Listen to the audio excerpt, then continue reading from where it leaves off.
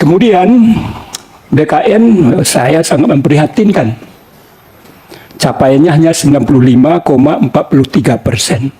Di urutan ke-12 dari 14. Sama dengan Ombudsman tadi pagi, yaitu di urutan ke-10.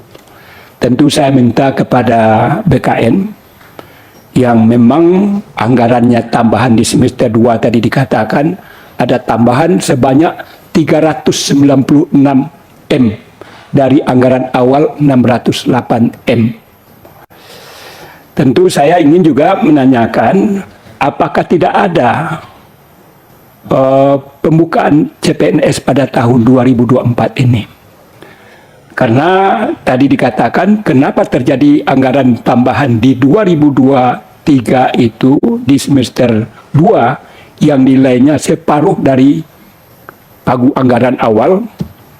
Saya dengar-dengar kalau nggak salah ada kebijakan pemerintah, nggak tahu siapa laksanaannya itu di 2003, kemudian realisasinya bagaimana. Kalau memang kami pun juga, saya pun juga kaget ini. Tentu tanpa melalui Komisi 2 tambahan anggaran semester 2 itu.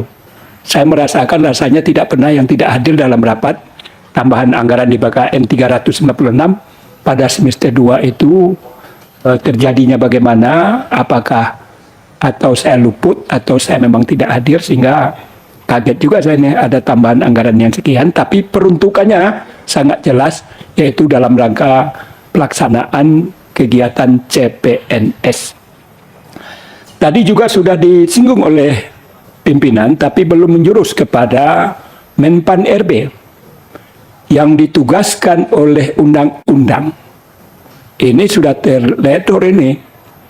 Saya juga ditanya oleh berbagai mass media terhadap kewajiban Menpan RB untuk melahirkan PP berkaitan terhadap kebijakan di mana KSN sebagai lembaga yang melakukan pengawasan itu sudah dieliminir akibat dari lahirnya Undang-Undang 22, Undang-Undang nomor 20 tahun 2023. Oleh karena itu, tentu saya minta juga bagaimana progress report, karena dijanjikan di bulan April, sebab Desember itu tidak ada lagi persoalan-persoalan yang berkaitan terhadap masalah honorer dan juga status daripada lembaga pengawas ini.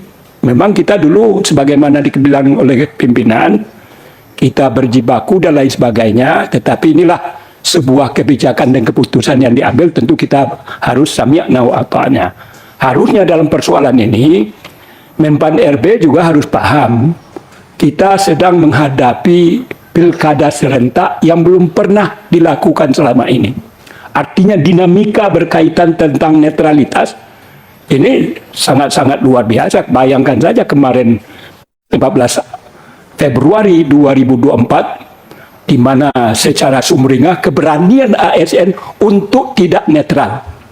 Lembaga apa lagi yang akan mengawasi, sedangkan PP untuk berkaitan tentang persoalan itu sampai detik ini juga belum lahir. Ini bengkalai yang menurut hemat saya, tolonglah segera dilahirkan, karena kita melahirkan undang-undang ini di 2023, sampai sekarang sudah bulan Juni, sudah lebih 6 bulan, kok masih belum juga terlaksana. Kemudian yang terakhir adalah termasuk juga Menpan RB.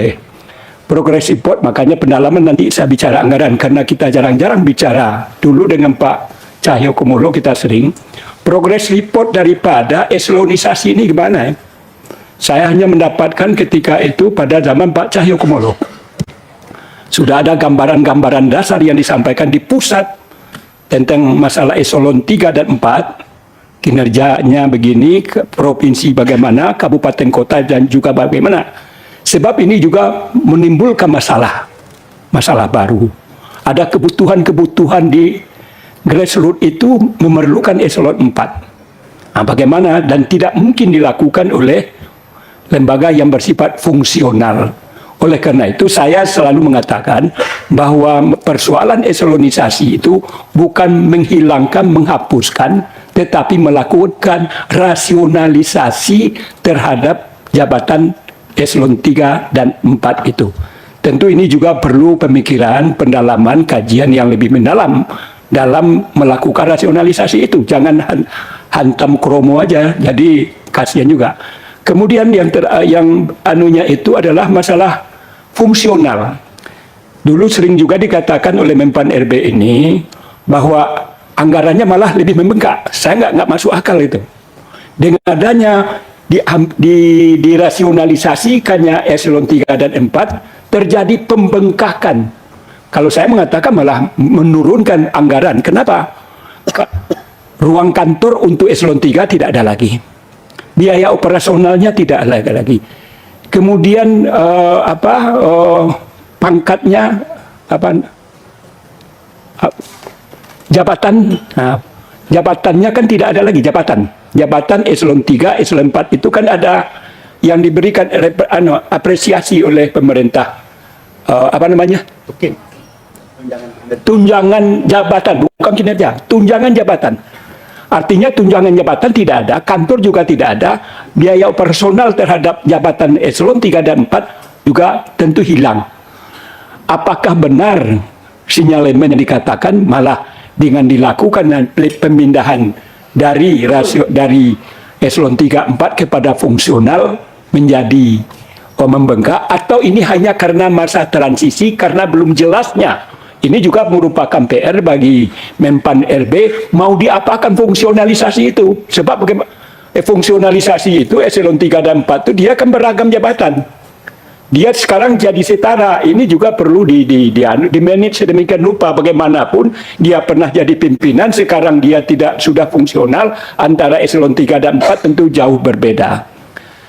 Kemudian KSN, ini saya kasihan ini, memang betul apa yang disampaikan oleh Kang Saad, pimpinan, anggarannya sudah diblokir sedemikian rupa, padahal ini belum, barangkali ini juga bagian kesimpulan yang perlu juga kita berikan, penilaian atau paling tidak meminta kepada Menteri Keuangan untuk yang diblokir itu, yang kebutuhan itu tentu perlu juga kita apresiasi. Barangkali demikian pimpinan. Terima kasih. Assalamualaikum warahmatullahi wabarakatuh. Terima kasih Pak Agus Parigaus. Silakan Pak Hugo.